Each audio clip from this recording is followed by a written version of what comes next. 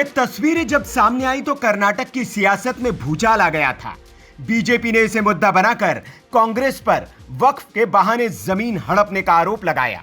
तेजस्वी सूर्या से लेकर बड़े बड़े बीजेपी नेताओं ने प्रेस कॉन्फ्रेंस कर कांग्रेस को घेरा, कर्नाटक की सरकार को घेरा, तो कांग्रेस को झुकना पड़ा। इधर वक्फ संशोधन बिल पर कांग्रेस विरोध में उतरी है और उधर राज्यों में किसानों की जमीन पर कब्जा किया जा रहा है। इस तरह के सवाल उठाकर बीजेपी ने कांग्रेस को असहज कर दिया। कर्नाटक की सरकार ही नहीं, देश में कांग्रेस को किसान विरोधी बताकर बीजेपी प्रचारित करने लगी।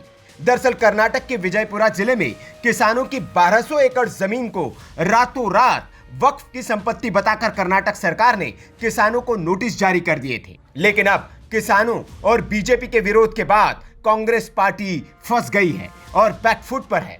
सरकार को झुकना पड़ रहा है। कर्नाटक के कानून और संसदीय कार्य मंत्री एच.के. पाटिल ने ऐलान किया है कि किसानों को जारी नोटिस वापस लिए जाएंगे और उपायुक्त इस मामले की जांच करेंगे।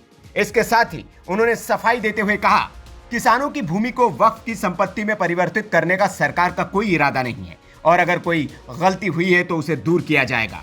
इसके लिए जिम्मेदार व्यक्तियों के खिलाफ कार्रवाई की जाएगी। जो गलती हुई है उसे ध्यान में रखते हुए जारी किए गए नोटिस वापस लिए जाएंगे। इसकी जांच की जानी चाहिए कि गलती क्यों हुई और उसके बाद निर्णय लिया जाएगा।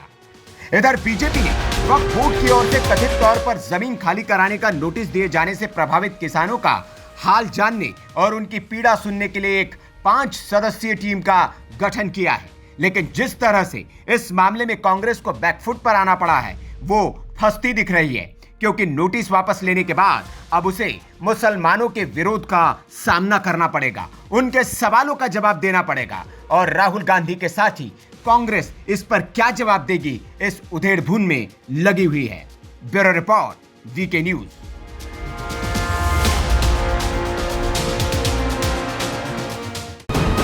वीके न्यूज, राष्ट्र के नाम।